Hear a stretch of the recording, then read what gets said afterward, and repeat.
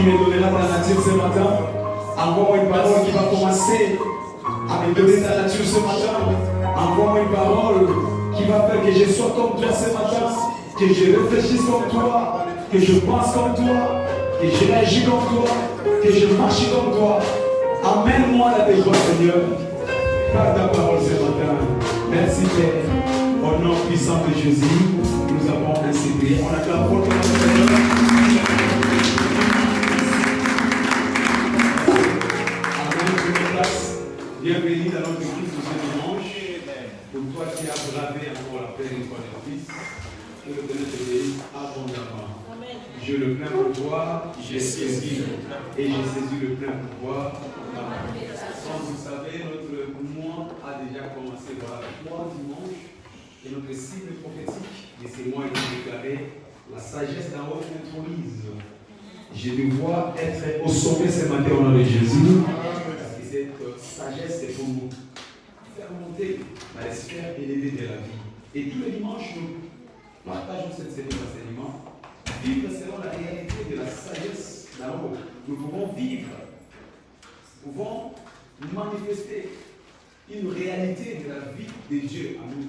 Parce que la sagesse, c'est la vie de Dieu en l'homme. La sagesse, c'est la vie de Dieu en l'homme. De la même façon, Dieu créa le monde par la sagesse. Il nous amène à créer notre monde par la sagesse. Et comme notre Dieu est un Dieu très haut, vivant dans cette sagesse, nous sommes appelés à être très hauts. Ce matin, Dieu va t'établir dans ton domaine au nom de Jésus-Christ. Ta place est dans le lieu élevé. Nous avons établi que cette sagesse ne vient pas des hommes. Cette sagesse ne vient pas de l'académie. Cette sagesse ne vient pas de l'école. Parce que la Job chapitre 28, verset 13, la Bible dit, elle ne se trouve pas dans la terre des vivants. Aucun homme sur la terre ne peut nous procurer cette sagesse. Tu ne la trouveras pas dans les supermarchés. Tu ne la trouveras pas dans les écoles, dans les universités. Mais cette sagesse se retrouve en Dieu. C'est une sagesse qui vient d'en haut. Alléluia.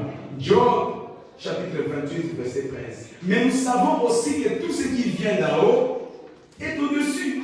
La sagesse de Dieu étant celle qui vient d'en haut, elle nous place au-dessus. Jean, chapitre 3, verset 31. C'est pourquoi je disais au premier culte, bienvenue sur votre chemin du sommet. Bienvenue dans votre plateforme du sommet. Bienvenue dans votre plateforme du sommet. Vous êtes des hommes et des femmes de sommet au nom de Jésus-Christ. Alléluia. Cette sagesse te prend et te place au sommet. Amen. Mais pour que cette sagesse soit une réalité, il faut tout simplement faire ce que Dieu te dit de faire. La sagesse, c'est l'accomplissement parfait de la parole de Dieu dans notre vie. Mettre en action toutes les recommandations de notre Seigneur. Il y a une place au sommet pour quelqu'un ce matin. Mais pour que cette place te soit réellement attribuée, tu as besoin de mettre en pratique la parole de Dieu. La parole de Dieu. Faire ce que Dieu te dit de faire, c'est ce qu'on appelle la sagesse. Il dit, faites tout ce qu'il vous dira de faire. C'est ça la sagesse. Matthieu chapitre 7, verset 24. Il dit, quiconque attend des paroles, quiconque le met en pratique est semblable à un homme sage. Écouter la parole de Dieu est une bonne chose. Mais faire la parole de Dieu est une très bonne chose. Amen. Beaucoup de personnes écoutent la parole, mais beaucoup de personnes ne les mettent pas en pratique. Alléluia. Nous devons quitter la classe d'être les enseignants de la parole, mais soyons des pratiquants de la parole. Je l'ai dit dans la semaine, beaucoup prêchent la foi, mais beaucoup ne pratiquent pas la foi. Beaucoup prêchent le donner, mais beaucoup ne pratiquent pas le donner. Beaucoup prêchent, femmes soyez soumises, mais beaucoup ne pratiquent pas, femmes soyez soumises. Beaucoup prêchent, mari aimez vos femmes, mais beaucoup ne pratiquent pas, le mari aimez vos femmes. Quittons la classe des auditeurs, mais devenons les pratiquants de la parole de Dieu. Amen. Soyons des praticiens de la parole de Dieu. Alléluia. Mettre en pratique la parole de Dieu nous qualifie pour que nous puissions accéder à la sagesse de Dieu. Quiconque attend les paroles, quiconque le met en pratique est semblable à un homme sage. La sagesse, c'est tout simplement l'application correcte de la parole de Dieu. Pierre jette le filet après avoir péché toute la nuit. Mais il n'a pas seulement écouté, et il a jeté sur ta parole, et la sagesse de Dieu s'est manifestée par les êtres. Ce matin, alors que tu seras un praticien de la parole de Dieu, la sagesse de Dieu sera ton partage au nom de Jésus. Dans tous les domaines où il y avait l'échec, dans tous les domaines où tu as échoué, mais la mise à l'application de la parole de Dieu va changer ta situation. Oh, je te vois devenir un homme au sommet au nom de Jésus-Christ. Alléluia. Amen. La sagesse de Dieu est notre envol pour le plus haut niveau. Proverbe chapitre 8, verset 15. Il dit, c'est par moi que le roi règne. Dans ce monde, Dieu nous a envoyés comme des rois. Il dit qu'il a fait de nous une race de sacrificateurs pour régner sur la terre. Dieu t'a envoyé dans ce monde pour régner. Dans tous les domaines de ta vie, tu as été préparé pour régner. Toi, tu n'es pas victime, tu n'es pas esclave, mais toi, tu es un roi. Dieu a fait de toi un roi. Dans ta nature, il t'a conçu pour être un roi. Le rachat, le sang de Jésus-Christ t'a racheté pour être un roi, pour dominer sur toutes les situations de la vie. Mais pour que tu règnes, tu as besoin de la sagesse. Il dit, c'est par moi que le roi règne. C'est par moi. C'est par moi. Aucun roi n'a été déchu alors qu'il a la sagesse de Dieu. Ne sont déchus de leur royaume que ceux qui ont été conduits par la folie. Les rois fous, ceux qui sont des insensés, ce sont des personnes qui cassent, qui crachent les royaumes. Des foyers crachés à cause du manque de la sagesse. Des entreprises crachées à cause du manque de la sagesse. Des relations crachées à cause du manque de la sagesse. Mais là où il y a la sagesse, ton royaume demeure. Alléluia. Ton royaume demeure. Tu es roi dans ta famille. Tu es roi dans tes activités. Tu es roi dans tes commerces. Même pour ta santé, tu es roi, tu es reine. C'est toi qui domines. Dieu t'a racheté pour régner. Tu es appelé pour être un roi, pour dominer, pour avoir le plein pouvoir. Mais tu n'as pas été payé pour être victime. Mais pour que cela soit une réalité dans ta vie, c'est par le moyen de la sagesse. Alléluia. Faire ce que Dieu nous dit de faire va nous amener toujours à changer notre niveau de vie. Il dit les sentiers du juste comme une lumière resplendissante qui va de croissance à croissance. Tous les jours tu iras de l'avant. La sagesse de Dieu ne recule jamais. La sagesse de Dieu n'échoue jamais. Quand il y a la sagesse, il y a toujours le progrès. Dans toutes les activités, dans tous les domaines. Là où il y a la sagesse, il y a les œuvres. Cette année, les gens verront les œuvres de la sagesse dans ta vie au nom de Jésus-Christ. Alléluia. Mais pour accéder à la voix de Dieu qui nous propice à la sagesse, tu as besoin d'écouter les instructions de Dieu. Les instructions de Dieu sont les voies élevées de la vie. Là où tu marches avec les instructions de Dieu, il n'y a pas de crash. Alléluia. Suivre les instructions te conduit à ta destinée. Un pilote d'avion n'a pas beaucoup d'efforts à faire. Il a seulement besoin de suivre les instructions sur la notice de pilotage. Aussi longtemps qu'il marche selon les informations de la notice, les crashs ne seront pas son partage. Mais nous sommes conduits par les informations célestes. La sagesse qui a conduit le monde, la sagesse qui a créé le monde, la sagesse qui soutient le monde. Et cette sagesse, nous l'avons par le moyen de la parole de Dieu. Et quand tu marches selon les instructions de la parole de Dieu, tu ne connaîtras pas de crash. Alléluia. Amen. Ta famille ne connaîtra pas de crash. Tes affaires ne connaîtront pas de crash. Suivre les instructions de Dieu. Mais la question est celle-ci. Est-ce que toi tu es disposé à écouter les instructions de Dieu? Dieu ne donne pas ses instructions à quelqu'un qui ne va pas les obéir. Je n'ai pas le temps gaspillé à donner les ordres, les instructions à quelqu'un que je sais qu'il ne le fera pas. Alléluia. Je sais que ma femme ne va pas me nettoyer les chaussettes. Je ne gaspillerai pas mon temps. Je le ferai tout seul. Quelqu'un m'a compris. Je sais que mon mari ne m'achètera jamais des fleurs.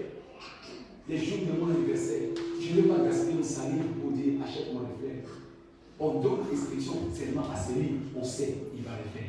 Amen. Ma prière que ce matin, tu sois quelqu'un qui est docile à écouter les instructions de Dieu. Amen. Et Dieu te donnera des voix et ces voix vont te propulser vers la sagesse au nom puissant de Jésus-Christ. Alléluia. Bien-aimé, ne pensez pas être plus sage que Dieu. Ne fais pas des grimaces, ne sois pas malin. Notre Dieu est plus malin que nous. Il est plus sage que nous. La Bible nous dit, même sa folie est plus grande que la sagesse des hommes. La folie de Dieu dépasse la sagesse la plus élevée des hommes. Alors ne fais pas semblant devant Dieu. Sois sérieux avec le Seigneur.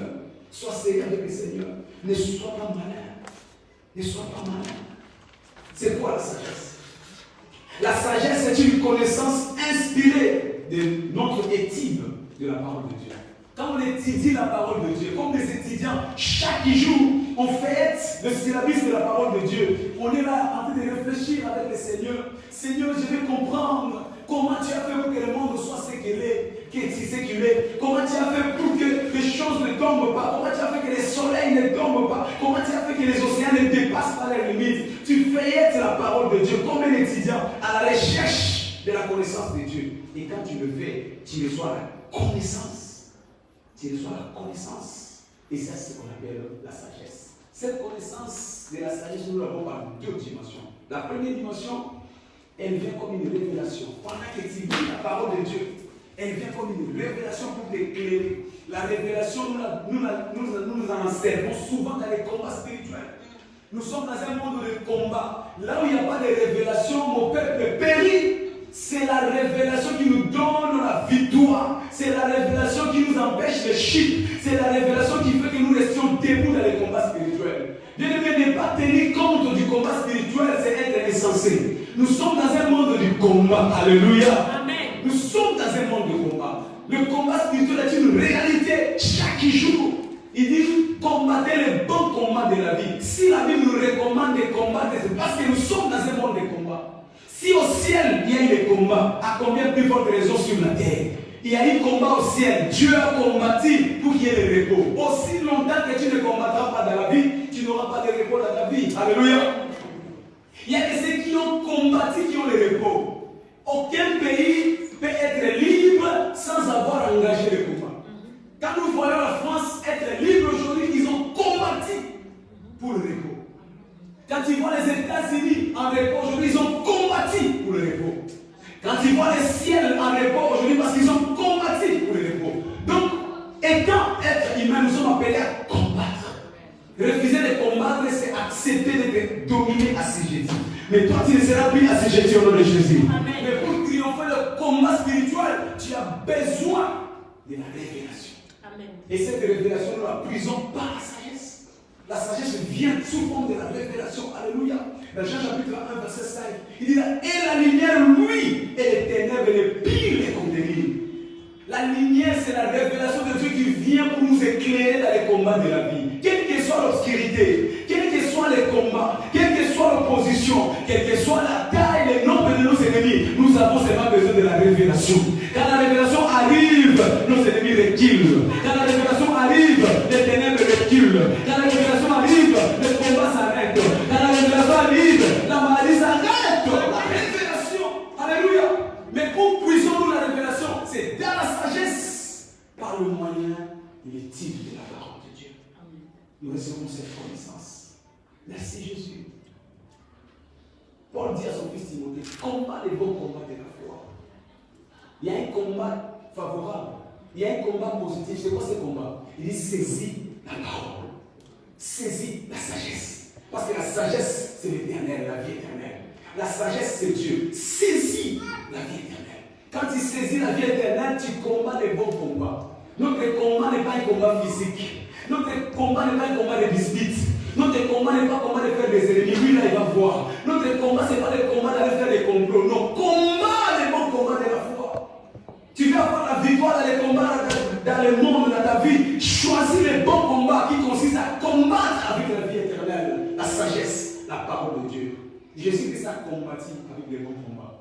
Il a combattu les bons combats parce que les combats, c'est l'image que Christ nous a donnée. Dans ce monde où tu dois combattre, aussi longtemps que tu ne triomphes pas, tu ne seras pas en repos. Jésus devait combattre pour avoir le repos. La Bible dit que Satan se présenta devant lui dans le désert. Si réellement tu es fils de Dieu, les combats spirituels, c'est une lutte engagée entre le diable et les enfants de Dieu.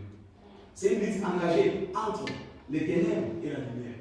C'est un concours engagé de la parole. Alléluia. Le diable est venu avec la parole. Jésus a réagi avec la parole. Si tu es fils de Dieu, regarde comment ta vie est. Si tu es fils de Dieu, comment tes affaires ne marchent pas. Si tu es fils de Dieu, regarde ta famille. Si tu es fils de Dieu, tout le temps dans les hôpitaux. Si tu es fils de Dieu, le diable t'amène les informations de l'enfer, les informations du découragement, les informations de la peur, les informations de la négativité. Mais tu as besoin de la révélation pour confondre sa parole. Jésus-Christ aussi a répondu par sa parole. Il dit, il est aussi écrit parole contre parole. Parole contre parole. Sagesse contre sagesse. Le diable a ramené la sagesse diabolique. Jésus a répondu par la sagesse. Alléluia.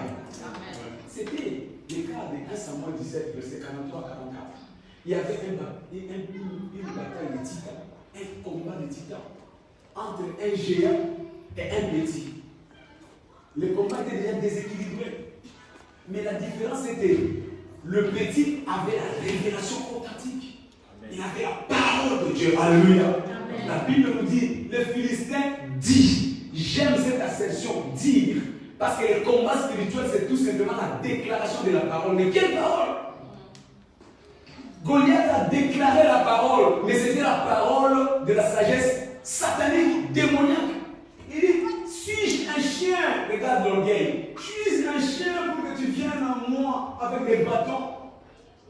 Et après l'avoir maudit, toujours par la sagesse diabolique, parce qu'il faut savoir que c'est par la parole qu'on maudit une personne, mais c'est aussi par la parole qu'on bénit une personne. On ensorcelle par la parole, on enlève l'ensorcellement par la parole. C'est pourquoi tu as besoin de connaître la sagesse de Dieu.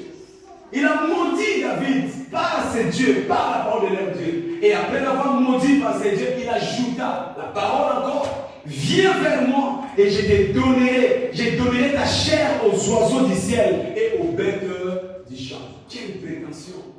La sagesse du monde est une sagesse de la prétention, de suffisance. L'homme se croit imbu, donc il est indétrônable, il est irremplaçable. Il a déjà scellé l'histoire parce qu'il a vu la taille. La sagesse de Dieu consiste à voir avec les yeux humains. Tu sous-estimes la personne en fonction de ce que tu vois. Tu ne connais même pas la personne. Tu ne connais pas d'où il vient, mais tu le juges par rapport à sa taille. Tu le juges par rapport à son allocution. Tu le juges par rapport aux informations qu'on t'a données. Ça, c'est la sagesse des hommes, la sagesse diabolique. Mais David a rétorqué par la sagesse de Dieu. Alléluia. Il arrive dans 1 Samuel, chapitre 17, verset 45 à 46. 1 Samuel, chapitre 17, verset 45 au verset 46. La Bible déclare dans le livre de 1 Samuel.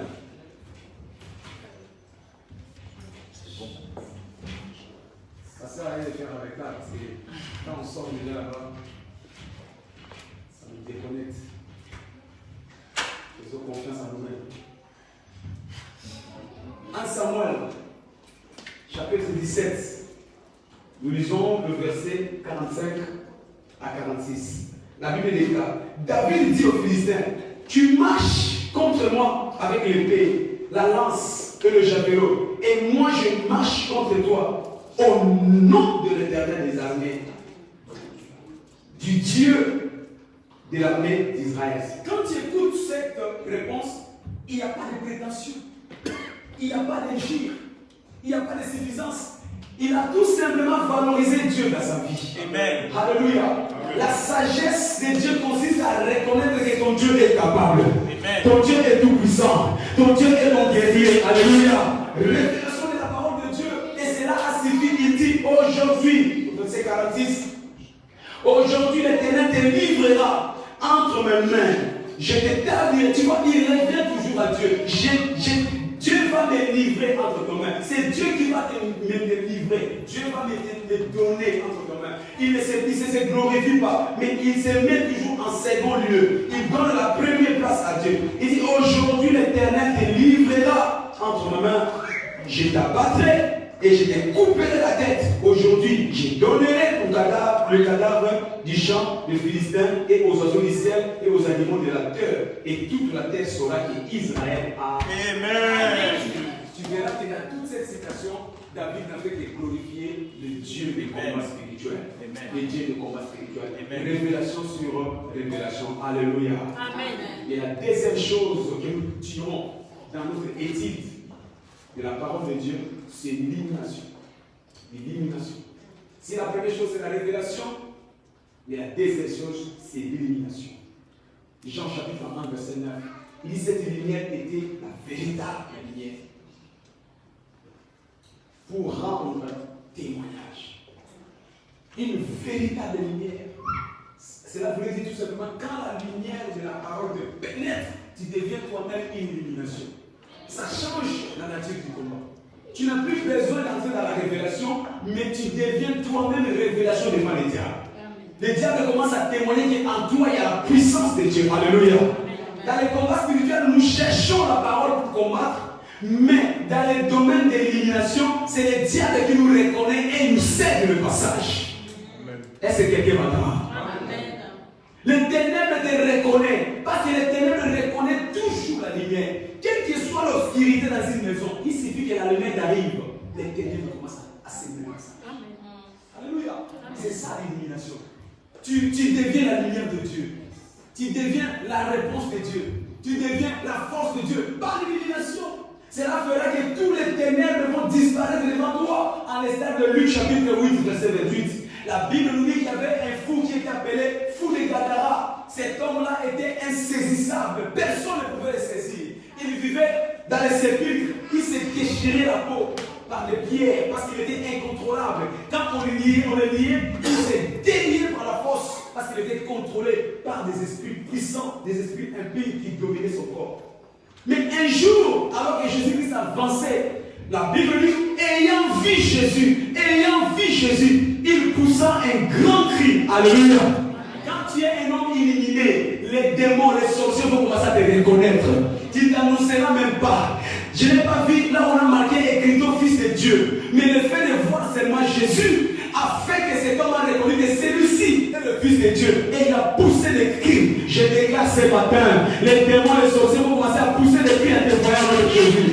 La maladie va commencer à pousser des cris à te voir de Jésus. Parce que tu as l'illumination de Dieu. Alléluia.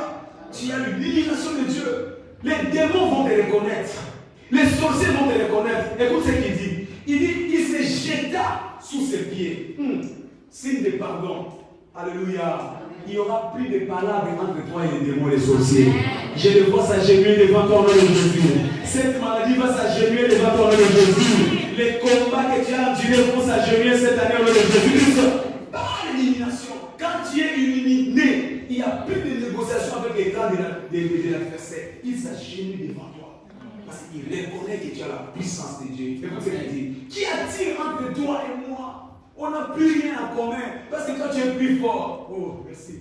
Le même Jésus qui était dans le désert, qui devait puiser dans la révélation pour combattre le diable. Mais quand il est sorti du désert, revêtu de l'élimination, il n'avait plus besoin de puiser dans la révélation. Le diable le voyait et le reconnaissait lui-même. Il dit, l'histoire est déjà scellée. Je sais que tu es plus fort. Je sais que tu es plus fort. Pardon. Pas seulement. S'il te plaît, permets-moi de vivre. Oh, je déclare, cette maladie va te quitter cette année au nom de Jésus. Ces problèmes vont te quitter cette année au nom de Jésus. Le célibat, la stérilité va te quitter au nom de Jésus. Parce que tu auras l'élimination. Alors, puise dans la connaissance de Dieu. La connaissance de Dieu te place un homme illuminé. Et quand tu deviens illuminé, tu n'as plus besoin de il est écrit. Il est écrit. Bien, mais pour prier, pour bien prier, on a besoin de connaître la parole de Dieu. Amen. Parce que tu vas commencer à répéter la parole de Dieu. Je suis la tête et non la quête. Amen. Tout arme est forgé contre moi et ni les sans effet. Mais quand tu es illuminé, tu n'as plus besoin de ça. Tu n'as même plus besoin de prier. Je choque quelqu'un. Quand tu es illuminé, tu n'as plus besoin de prier. Donc tu arrives à un endroit, les démons, les sorciers, eux-mêmes savent que non, les chefs de contrée. Dans ta famille, s'il y a des sorciers, tu ne pries même pas. Tu n'as pas besoin de chasser les démons. Tu arrives seulement dans ta famille, et même ils savent que non, il est là. Donc faisons-nous petits. Tu sais, aussi longtemps qu'il y a la lumière, tu ne verras pas les ténèbres venir. Amen. Je ne sais pas si tu as compris. Amen. Tant qu'il y aura la lumière, les ténèbres ne viendront pas. C'est quand tu éteins la lumière que les ténèbres s'approchent. Toi, tu es la lumière de Dieu. Je dis que tu es la lumière de Dieu. Partout où tu seras, il n'y aura plus de ténèbres au nom de Jésus. Tu vas suspendre les activités du diable dans ta famille. Par toi, les activités du diable seront suspendues dans ton quartier. Je disais par toi, les activités du diable seront suspendues dans ton église. Je dis par toi, ta communauté sera sauvée au nom de Jésus. Parce que tu es illuminé. Alors soit celui qui a l'illumination par la parole. Soit celui qui a l'illumination par la parole. Alléluia. Soit celui qui a l'illumination par la parole. Merci Jésus. Comme je disais dans le premier culte, des fois on n'a pas besoin. Je n'ai pas le temps à perdre avec les petits moustiques, petite mouche, le moustique venir. Je n'ai pas le temps. Oh, tu vas aller commencer à prier au Seigneur. Chasse ces chats dans ma maison. Au nom de Jésus, chasse tout ça. Les démons tellement petits. petit. Le diable est tellement petit que tu n'as pas le temps de gaspiller à chercher des révélations pour chasser les moustiques. Alléluia. Amen. Tu prends seulement l'insecticide. C'est tout. Les moustiques savent que non, l'insecticide ne permet pas que nous puissions vivre. Donc toi, tu es l'insecticide par rapport au démon. Amen. Amen. Il n'y a rien à faire. Frère, des fois tu pries beaucoup pour rien. Des fois tu gênes beaucoup pour rien. Alléluia. Je vais gêner 40 jours. Tu veux faire la complexion de Jésus. Tu n'en as pas besoin. Cherche seulement l'élimination. Après que Jésus ait gêné 40 jours, tu l'as vu encore gêner. Parce qu'il avait déjà l'élimination. Partout où il arrivait, les portes s'ouvraient. Les oppositions, ils cédaient le passage. À cause de l'élimination. Ma prière est que l'église de ces temps de la version de l'église éliminée. Soyons éliminés, soyons éliminés. Quand nous sommes éliminés, cela nous simplifie la vie. Au lieu de dormir la nuit, tu passes ton temps à chasser les démons la nuit. Il y a des démons que nous chassons qui n'existent pas. Il y a des démons que tu chasses qui ne sont pas. Oh, je chasse. À partir de 4e génération, 5e génération, ton grand-père était pasteur. Et tu chasses quel? Il était pasteur, les pauvres. Laissez-les en paix. Ou 4e, 5e génération, là, au nom de Jésus, ton grand-père avait dit, mais mon fils, pourquoi tu te fatigues? Moi, j'étais pasteur. Donc, les démons que tu cherches, ce n'est pas moi, ça doit être toi-même. Alléluia. Donc, quand tu es éliminé, cela te simplifie la vie. Amen. Tu mangeras, à midi, tu manges tranquille. Le matin, petit déjeuner, yaourt, tout ça. Les soirs, à midi, moi, dîner, je vais dormir, tu dors, tu manges bien, tu dors. Le lendemain, tu les répètes, tu vas travailler. À midi, tu manges. Tu n'as pas besoin de gêner à tout moment. Parce que tu sais que tu as l'élimination de Dieu. Amen. Et je parle avec toi. Je ne décourage pas les jeunes de prière, mais je dis que tu peux dépasser ces stades. Les stades où tu arrives, les démons décèdent des passages. Bah, l'élimination. Bah, l'élimination. Bah, l'élimination. Alléluia. Donc, la révélation et l'illumination sont des racines de la sagesse d'Aaron. Si tu veux expérimenter, manifester la sagesse de Dieu dans ta vie, cherche la révélation et cherche l'illumination. La révélation, c'est le premier niveau, mais l'illumination, c'est le deuxième niveau. Amen. Quelqu'un me dit ce matin. Amen. Alors, comment accéder à la sagesse? Comment accéder à cette sagesse? Premièrement, par la lecture de la parole. Tu veux accéder à la révélation? Tu veux accéder à l'illumination? C'est par la parole de Dieu. Daniel chapitre 9, verset 10 dit, moi Daniel, tout Daniel que je suis, l'homme qui était 10 fois meilleur que ses semblables, l'homme qui résolvait des solutions impossibles, des situations difficiles, j'ai tout appris par la lecture.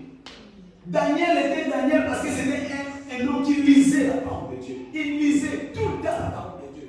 Bien, la parole de Dieu te donne les informations requises pour sortir de toutes les condamnations, tous les obstacles, toutes les équations de la vie. La lecture de la parole de Dieu. Parce que la parole de Dieu, c'est la banque de la sagesse. Amen. Dieu a déposé tous les secrets de la création dans la parole de Dieu. Alléluia. Lis la parole de Dieu et tu ne manqueras pas de réponse à toute équation de la vie. Moi, Daniel, j'ai appris par le livre Ésaïe 34, verset 16. La Bible déclare, consulte le livre de l'Éternel et lis-le. Aucun d'eux ne fera défaut, ni l'un ni l'autre. Tu veux avoir la solution à tes problèmes, consulte le livre de l'Éternel. Tu veux avoir des réponses à tes problèmes, consulte le livre de l'Éternel. Il y a des ennemis qui t'environnent, tu veux sortir de ces pièges, consulte le livre de l'Éternel. Ton mariage ne va pas bien, tu veux avoir la solution, consulte le livre de l'Éternel. Tes affaires ne prospèrent pas, il te manque de réponses, consulte le livre de l'Éternel. La consultation de ces livres te donne des réponses. Tu as un problème de santé dont le médecin n'arrive pas à donner satisfaction, consulte le livre de l'Éternel. Moi, Daniel, j'ai appris. La connaissance vient par la lecture. Amen. Quand tu lis la parole de Dieu, tu as la connaissance requise. Et là, il y a la connaissance, il y a la révolution. Alléluia. Là, il y a la connaissance, il y a la révolte. L'information, tu connaîtras la vérité. Et la vérité te transformera. La vérité te libérera. Je déclare ce matin, reçois la liberté au nom de Jésus. La parole de Dieu nous libère. La parole de Dieu nous transforme. La parole de Dieu nous révolte. Cela ne peut pas être possible dans ma vie. Comment? Parce que je l'ai lu avec un livre. Je l'ai trouvé dans la parole de Dieu. Merci Jésus. Merci Seigneur. Et deuxièmement, Premièrement, comment accéder à cette sagesse? C'est par la méditation fixe sur un sujet. La méditation. Tu dois être un méditateur. L'Église d'aujourd'hui a perdu sa place de la méditation. L'Église d'aujourd'hui, ce sont des spécialistes à prier. Et d'ailleurs, ils prient mal. Parce qu'ils priaient bien, ils auront des réponses. Même problème, il y a des années, je l'ai connu avec les problèmes il y a 2 ans, il y a 1 année, cette année encore, parce que tu pries mal. Des fois, tu n'as pas besoin de prier. Tu as seulement besoin de réfléchir, de méditer avec le Seigneur. Il te montrera la voie de sortie. Alléluia. Jacob avait un problème. Sa vie ne prospérait pas. On l'appela bénédiction. Pourquoi? Parce qu'il a pris la bénédiction de son père, Isaac. Mais quand on regarde la vie de cet homme, Jacob, on se rend compte que sa vie n'était pas, c'était rien, c'était tout sauf la bénédiction. Sa vie était tout sauf la bénédiction. Parce qu'un homme béni ne peut pas être errant. Il a fui la maison de son père et de sa mère. C'est ça qu'il appelait béni. Les jours de l'enterrement de son père, il n'était pas. C'est ça qu'il est béni. Les jours de l'enterrement de sa mère, il n'était pas non plus. Non pas parce qu'il ne voulait pas, mais parce que s'il rentrait, on allait l'arrêter. C'est ça être appelé béni. Il est parti dans la maison de son oncle et travailla comme esclave. C'est ça qu'il appelait béni. Il a travaillé pendant 7 ans. Son oncle l'a escroqué. Sans salaire, 7 ans, imaginez. C'est ça qu'il appelait béni. Il a encore travaillé 7 autres années. 14 ans. Cette fois-ci, pour être payé d'une façon maigre. Pour se contenter, il a commencé à tricher pour que la richesse de son oncle soit transférée à son côté pour récupérer d'une façon malicieuse, ruse. C'est ça qu'il appelait béni. Alléluia. Donc, la vie de ces garçons était tout sauf la bénédiction. La preuve, il a fui, chassé par son oncle, encore dans le désert, errant. C'est ça qu'il appelait béni. Il s'est dit non, il y a un problème. Il y a un problème. Alléluia. Les choses qui sont superficielles, ce n'est pas la bénédiction de Dieu dans ta vie. C'est vrai que tu manges, c'est vrai que tu as un petit toit, c'est vrai que tu as un mari à peu près, mais ce n'est pas ça la bénédiction que Dieu a préparée pour toi. Alors je te pose des réelles questions. Seigneur, pourquoi je ne suis pas béni alors que je suis bénéficiaire de la bénédiction d'Abraham? Pose-moi les bonnes questions. Pose-moi les bonnes questions. Pose-moi les bonnes questions. Alléluia. Jacob s'est posé des bonnes et des réelles questions.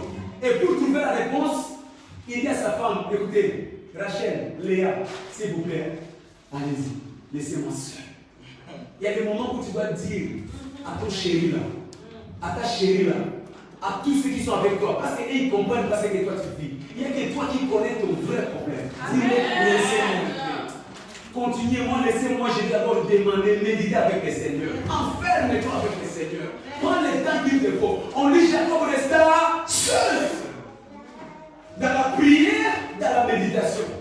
Il dit Seigneur, je ne te laisserai pas. Cette méditation ne s'arrêtera pas aussi longtemps que tu ne changes pas mon problème. Et pendant la méditation, pouf, la révélation est arrivée. L'élimination est arrivée. C'est quoi? Il dit mon nom, le nom que je porte, c'est un nom qui draine des bouées. J'ai escroqué mon frère. Je suis ici-bas. Bien-aimé, quand tu as usurpé dans le passé, si tu ne changes pas cette nature, ça te suivra partout. Tu as volé les biens d'autrui dans le passé, si tu ne changes pas cette nature, ça va bloquer la vie des gens. Tu as pris la femme d'autrui, le mari d'autrui dans le passé, si tu ne changes pas ces noms, ça va te bloquer le passage. Quelqu'un n'a pas dit Amen. Tu as volé parcelle de quelqu'un là-bas d'une façon frauduleuse, à changer de faux documents. On t'a dit achète parcelle, toi tu as acheté pour toi, c'était pas pour toi. Cela va bloquer ta bénédiction. Jacob a dit non, Seigneur, j'ai fait du mal dans le passé, mais aujourd'hui, je vais reprendre mon identité. Je ne te laisserai pas si tu ne changes pas mon nom. Je ne te laisserai pas si tu ne changes pas mon nom. Alléluia. Et l'ange de l'Éternel lui regarda, il dit comment tu t'appelles? Il dit je m'appelle usurpateur. C'est pourquoi je suis bloqué. Je m'appelle le risé. C'est pourquoi je suis bloqué. À partir de maintenant, tu t'appelleras plus le risé. Tu t'appelleras plus escroc, tu t'appelleras plus prostituée, tu t'appelleras plus malade, mais tu t'appelleras Israël. C'est lui que l'Éternel favorise. Oh, je proclame ce matin, l'Éternel va commencer à te favoriser au nom de Jésus-Christ. L'Éternel va combattre pour toi au nom puissant de Jésus-Christ. Quand Dieu change multiplié. Tu étais en bas, tu deviens en haut. Tu étais malade, tu deviens guéri. Tu étais tombé, il va te relever. Je croyais que c'était ton partage ce matin avec Jésus. Mais cela arrive par la méditation. Si tu ne médites pas, tu ne sauras pas ton vrai toi. Il y a un vrai toi qui sommeille à toi. Pour que ton vrai toi soit manifesté, c'est par la méditation. Amen. Regarde ta vie, regarde ta condition, médite avec le Seigneur, réfléchis avec le Seigneur. Cette année, ça sera pas ton année passée. Je vais m'améliorer. Il dit le sentier du juste est comme une lumière, mais moi je ne suis pas une lumière. Je dois briller dans ma vie, je dois briller dans mes affaires, je dois briller dans ma santé. C'est une prise de conscience qui est le résultat de la méditation. Amen. Alléluia. Dans Jean 8, 6 à 7, cette histoire que nous avons partagée ici au premier culte, que j'aime beaucoup, on apporta devant Jésus une femme qui était considérée comme femme adultère, que moi je l'ai toujours entendu jusqu'à aujourd'hui, jusqu'à peu du contraire. Parce que pour que ce soit vérifié, il faut le montrer aussi l'homme. Si longtemps que je n'ai pas encore vu l'homme, donc je vais demander au ciel, quand je serai au ciel, Dieu aide-moi à comprendre pourquoi on appelait cette femme adultère. Parce que la femme, on l'a vu, mais où est l'homme? Où est l'homme? Peut-être que je me suis trompé, mais montrez-moi l'homme, comme ça va soulager ma conscience. Il y a des questions que nous avons posées à l'ange Michael au ciel. Tu me poseras des questions, alléluia. Mais pour cette femme, on amena cette femme-là, liée, on la jeta devant Jésus-Christ. Regarde, la Bible dit non, et on l'entoura. Les gens qui sont venus l'accuser l'ont entouré. En réalité, ils entouraient pas la femme. En réalité, ils entouraient Jésus. Parce que la Bible dit qu'on l'a fait pour l'éprouver. Qu'est-ce que toi tu dis? Parce que la loi de Moïse stipule que si on trouve une femme sur le lit de l'adultère, il faut la lapider. Mais toi, qu'est-ce que tu dis? Qu'est-ce doit-on faire? En réalité, on voulait savoir si Jésus confirmait, lapidez-la. On allait dire, ah, il est contre la loi, parce que la loi dit qu'il ne peut pas te faire quand même justice. Il faut que ce soit la loi qui va faire justice. Mais s'il disait que ne le lapidez pas, on allait dire, ah, toi qui te dis que tu es de Moïse, que tu contredis les enseignements de Moïse. C'était un piège. Jésus-Christ, au lieu de les écouter, il s'est mis dans la méditation. Il commença à chercher dans la révélation, dans l'élimination. Il méditait. Seigneur, si c'était toi, qu'est-ce que tu allais faire? Pas la révélation.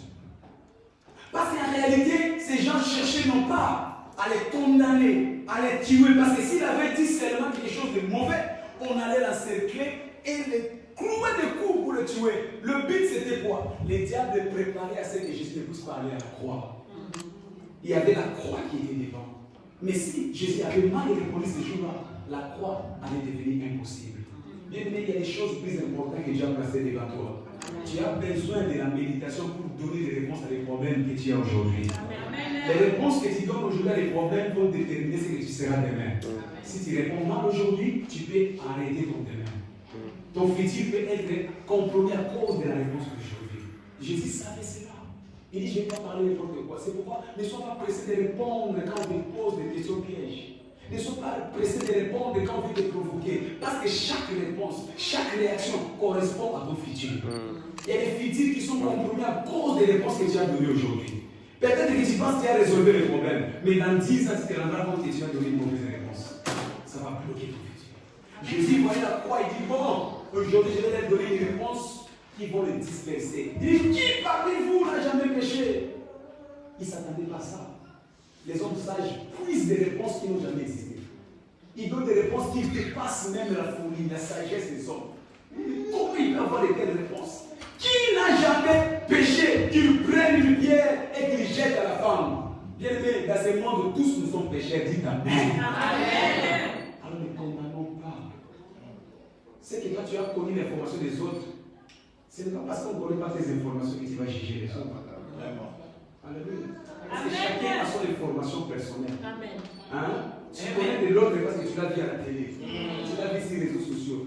Mais si on ouvrait ton cœur là, toi tu connais ce que tu as fait. C'est pire que ce que tu vois sur les réseaux sociaux. Tu n'as pas dit Amen. Amen.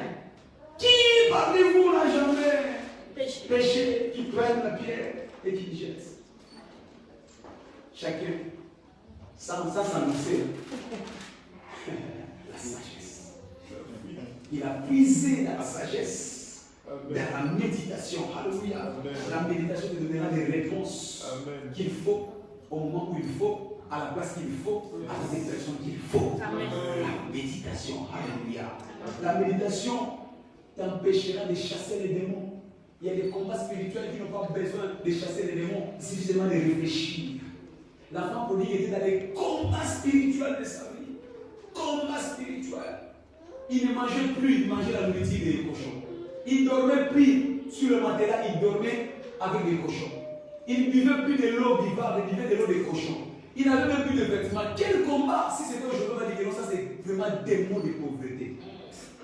Au carré même, au spirit. Tu vas chasser tous les démons de la pauvreté. Alléluia. Mais cet enfant a regardé et dit non, non, non, non, non. Ça c'est ni le démon de pauvreté, c'est tout simplement moi. J'ai fui la maison de mon père. Quand seulement il est rentré en lui-même, il dit si je retourne chez mon père, fille de la pauvreté. Il y a des choses qui ne sont pas les démons, dites amen. Il y a des situations qui ne sont pas les démons, dites amen. Réfléchis, médite tout simplement. Prends le temps de méditer. La méditation, la réflexion fera que les démons soient plus bien reposés. Si les menaces c'est trop, ils font rien les pauvres des fois. Alléluia. Les pauvres démons, ils savent que tu es chrétien, ils ne peuvent plus rien, mais toi, tu les engages toujours. Engagez-vous à engager, ils sont rien. Réfléchis. Réfléchis.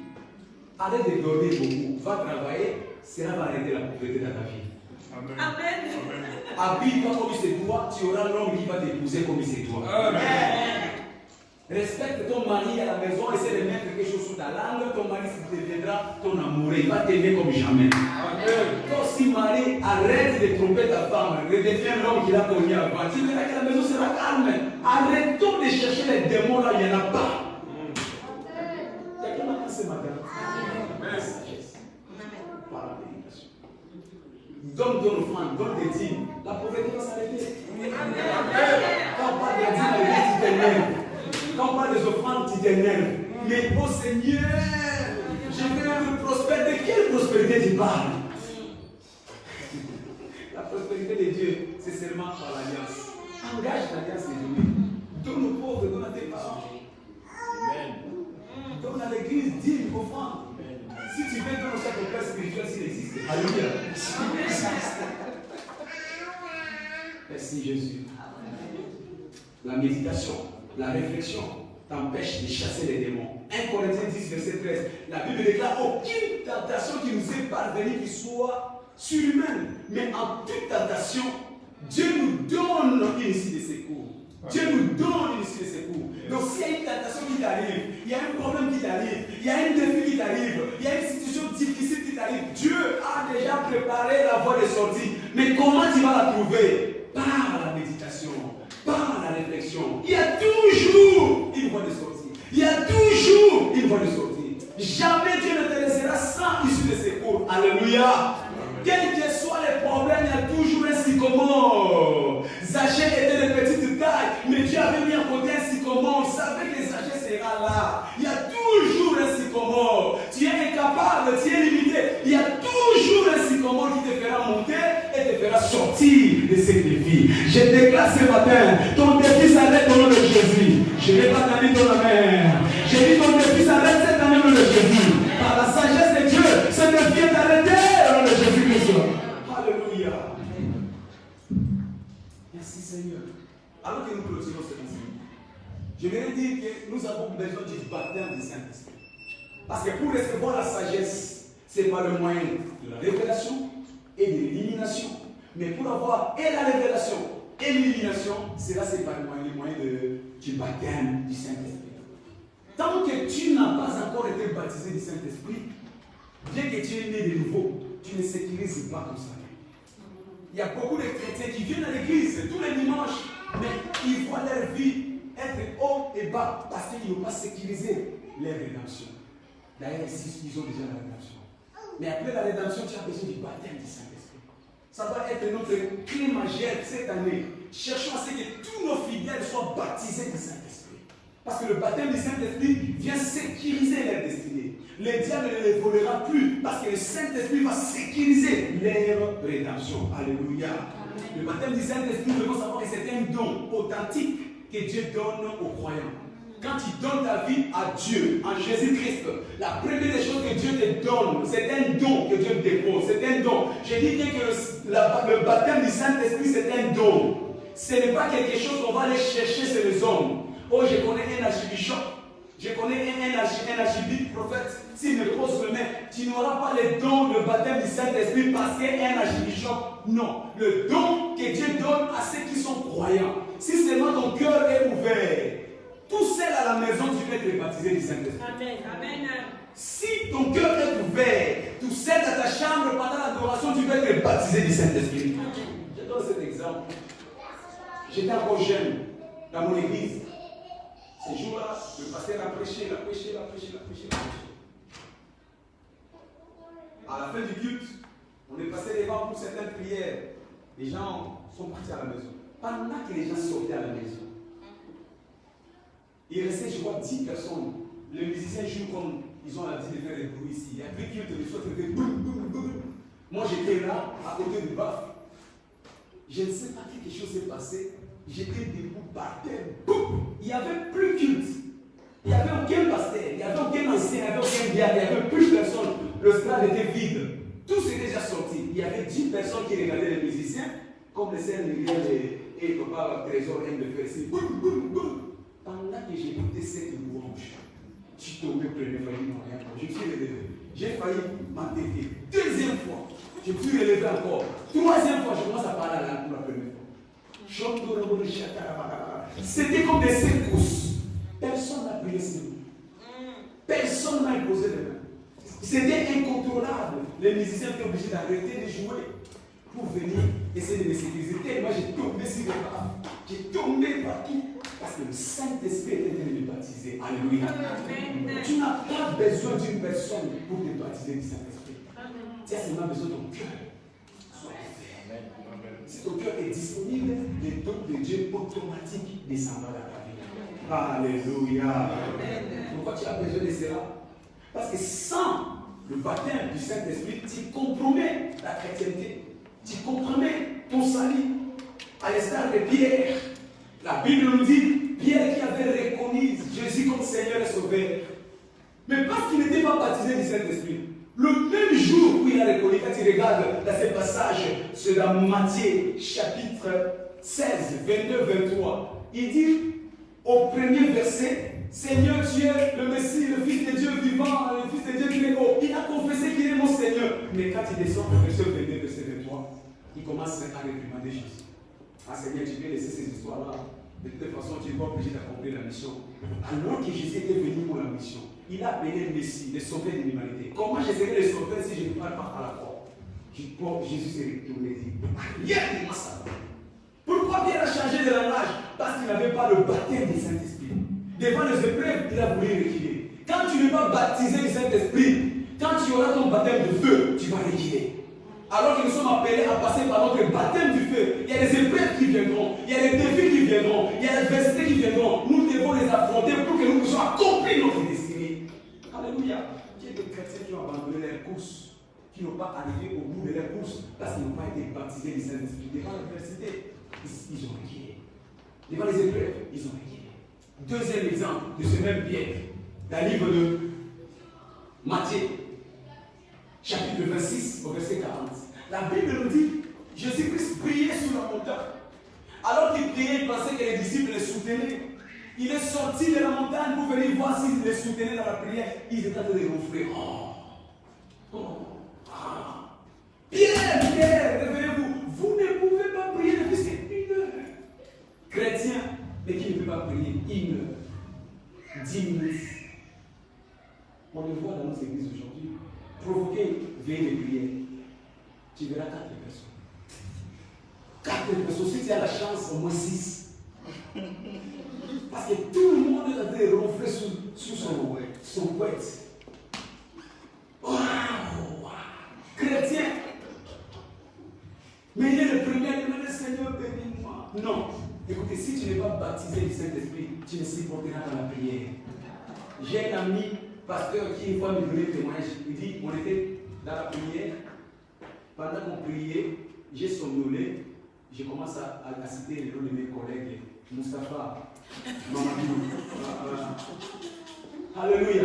Un pasteur, il priait avec des amis, mais les noms de ses collègues mariés qui sont au travail commencent à venir. Mamadou, Abdou.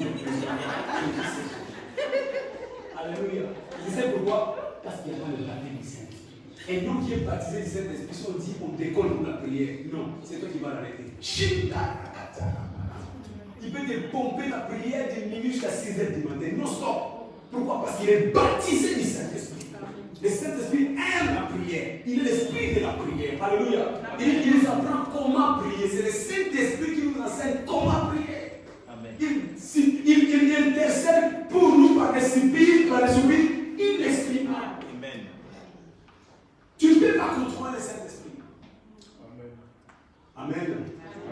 Le même Pierre, parce qu'il n'était pas baptisé du Saint-Esprit, il s'est endormi. Mais aussi, dans Matthieu, chapitre 26, 33, il dit à Jésus-Christ, Seigneur, partout, ah oui, tu sais, hein, moi je m'appelle Pierre, hein, j'ai des paquets, je vais combattre. Hein. Il parlait par la chair. Mais quand on arrêta le Seigneur, première épreuve, une jeune fille, toi, n'est-ce pas, tu es avec. Oh non. Regarde bien, tu t'es trompé. Non, c'est comment? Il déplaçait, changeait de truc. Là, il partait, il y avait encore une autre femme. La deuxième femme le regarda. Mais c'est toi? Je te reconnais par ta façon de t'habiller. Oh, madame, c'est quoi? C'est quoi? Ah, troisième tour. Cette fois-ci, c'est un monsieur qui vient avec des paquets. Il regarde, toi, je t'ai vu. Voyant que c'était un nom, cette fois-ci, pour être sûr, il gira. Voilà.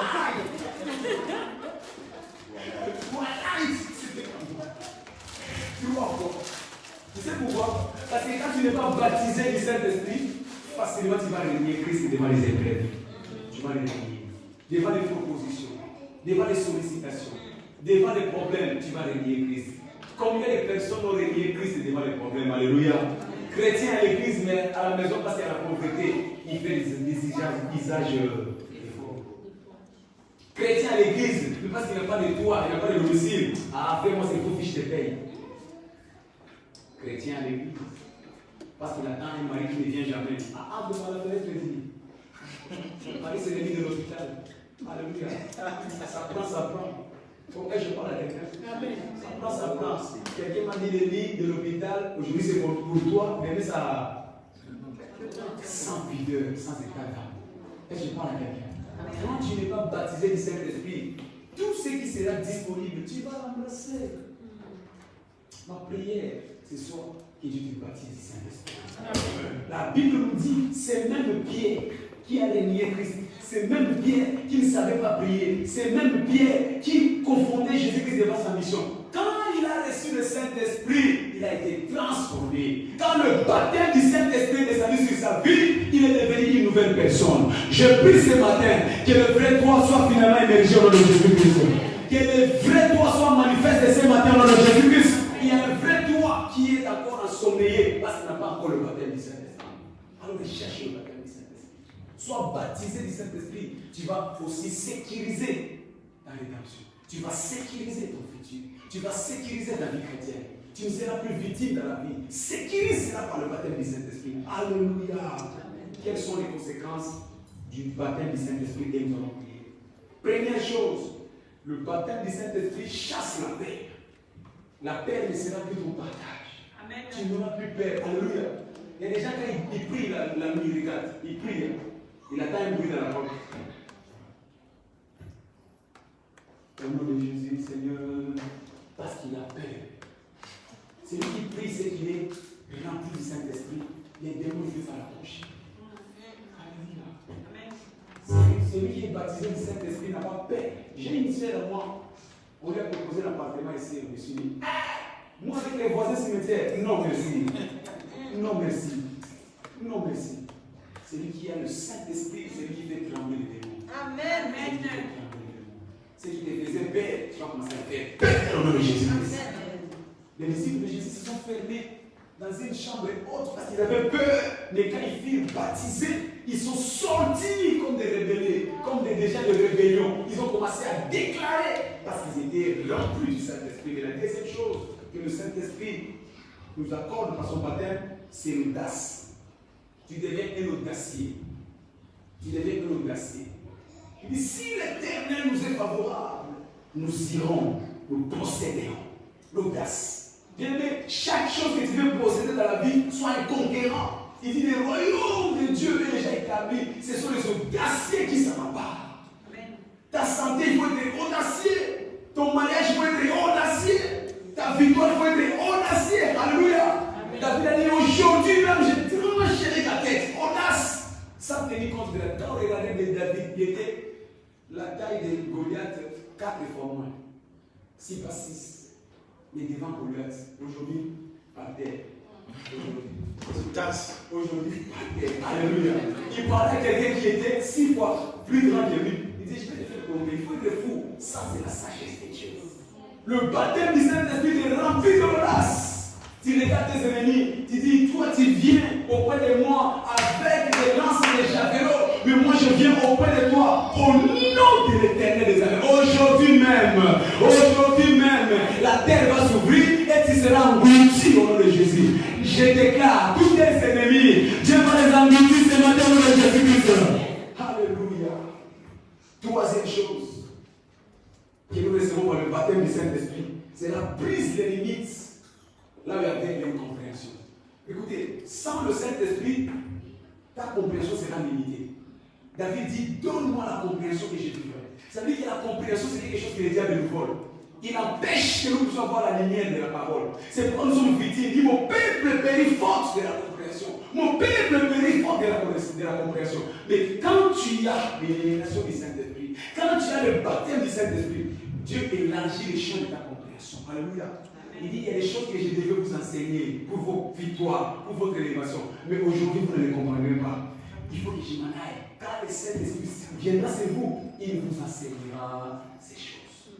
Il y a des choses que le Saint-Esprit viendra nous enseigner pour nous sortir de la captivité, nous sortir de l'échec, nous sortir de la honte, nous sortir de stagnation, nous sortir des blocages. Le Saint-Esprit viendra nous enseigner par le baptême du Saint-Esprit. Alors je prie ce matin, partout où tu étais limité, alors que le Saint-Esprit descend, reçois ta compréhension dans le Jésus-Christ.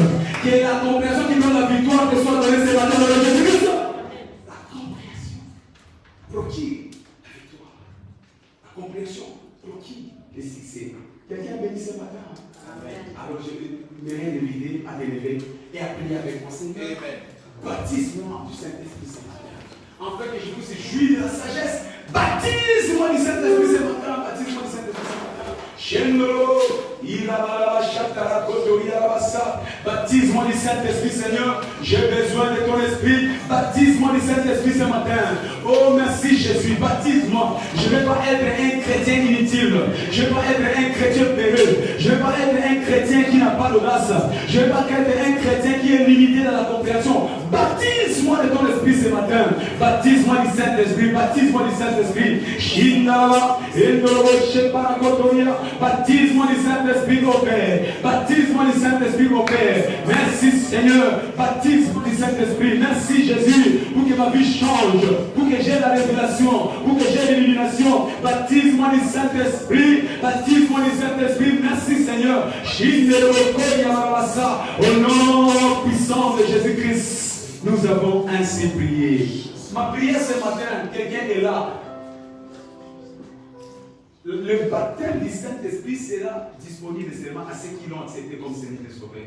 Tu sais que tu n'as pas encore donné ta vie à Jésus-Christ. Voici l'occasion favorable. Je vais t'inviter à lever seulement la main. Je vais prier avec toi et la puissance du Saint-Esprit sera ton partage ce matin. Merci Jésus. Merci Seigneur. Tu as besoin que le Saint-Esprit te baptise ce matin.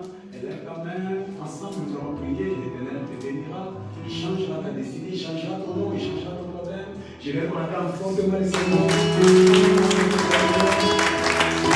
Je vais tout à la bouteille et la représenter pour prier pour l'onction. La Bible déclare dans le livre d'Ésaïe, chapitre 10, au verset 27. Entre autres, le baptême du Saint-Esprit vient pour briser les jours, pour briser les fardeaux. Seigneur, je prie ce matin que toujours, tout fardeau que l'ennemi a emporté dans la vie de mon frère et de ma sœur soit brisé par l'onction. Soit brisé par l'onction, soit brisé par l'onction, soit brisé par l'onction, soit brisé par l'onction. Alléluia. Que la maladie soit brisée par l'onction. La maladie tombe par l'onction. Que toute forme d'infirmité soit détruite par l'onction ce matin. La pauvreté soit détruite par l'onction. Que toute forme d'échec répété soit détruite par l'onction. Les avortements répétitifs soient détruits par l'onction au nom de Jésus. Seigneur, que toute forme de manipulation de l'ennemi soit détruite par l'onction ce matin. Merci Jésus, parce que ton onction pour la liberté, ton onction pour la victoire, ton onction pour l'intronisation, dans le nom de Jésus-Christ, nous avons ainsi prié. Tu prends une portion, tu mets sur ta main, tu t'imposes et tu commences à prier. Commence à prier avec moi. Impose-toi la main, commence à déclarer. Commence à déclarer. Commence à déclarer. Déclare que l'onction te libère ce matin. Commence à déclarer que l'onction te libère ce matin. Que l'onction de Dieu brise les jours de ta vie ce matin. Que l'onction de Dieu te libère de la condamnation. Que l'onction de Dieu te libère des infirmités. Que l'onction de Dieu te libère ce matin. Déclare ta liberté, déclare ta guérison, déclare ton élévation, déclare que l'onction te place au sommet. Déclare une jouissance à ta vie, que les larmes cessent à ta vie, que la honte s'arrête à ta vie. Au nom puissant de Jésus-Christ, nous avons ainsi prié. Tu es malade, tu as mal quelque part, tu as des douleurs, touche. Que l'onction de Dieu apporte son repos. Que l'onction de Dieu apporte son apaisement maintenant. Là où tu as mal, touche. Que l'onction de Dieu te touche. Que l'onction de Dieu te touche. Que l'onction de Dieu te touche. Le baptême du Saint-Esprit qui transforme tes vies. Que l'onction de Dieu te touche là où tu as mal. Touche là et que ton miracle soit établi. Que ton miracle soit établi. Que ton miracle soit établi. Jésus, le Dieu de guérison, agit maintenant. Jésus, le Dieu de la restauration, agit maintenant. Jésus, le Dieu de remplacement, agit maintenant. Dans le nom puissant de Jésus-Christ, nous avons ainsi prié. Dans le nom puissant de Jésus-Christ, nous avons ainsi prié.